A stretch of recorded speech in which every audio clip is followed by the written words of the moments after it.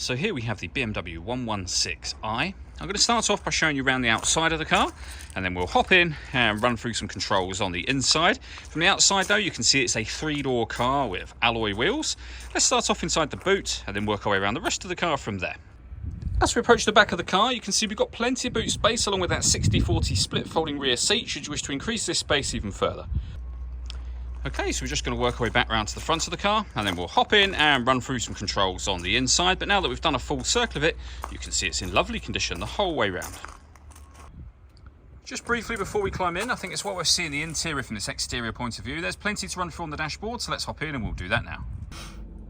Okay, now that we're inside the car, we're going to start with the dials. On the left-hand side, we have the speedometer and fuel gauge, and on the right-hand side, the rev counter. Beneath that, you can see the trip computer.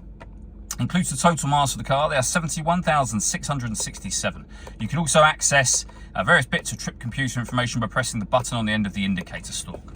If we back out to the steering wheel, on the left hand side we have the speed limiter, and over on the right hand side both stereo and phone controls. In the centre you then have the main screen for the stereo.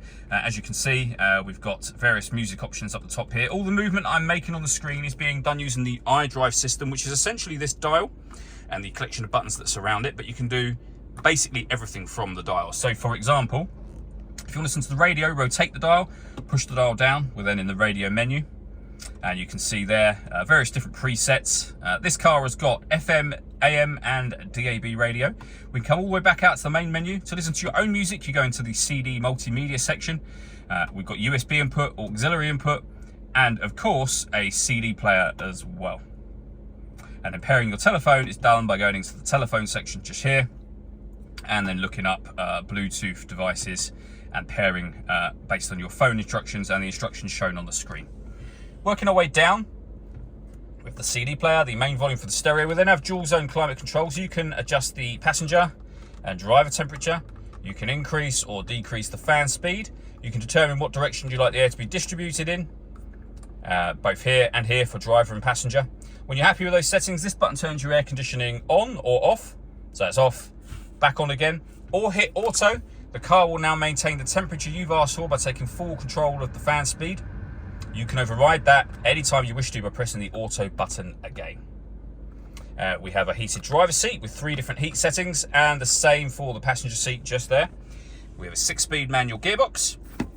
And then these buttons here. So firstly, you can turn off the traction control. You can then change the driving setup of the car. So you're able to put the car into sport mode, sport plus mode. We can go back down to sport, down to comfort, and then down to Eco Pro at the bottom there. All that leaves me to say is thank you for taking the time to watch this video. If you'd like to come and see the car in person and have a test drive, please feel free to give us a call here at Surrey Specialist Cars. We'd love to hear from you soon.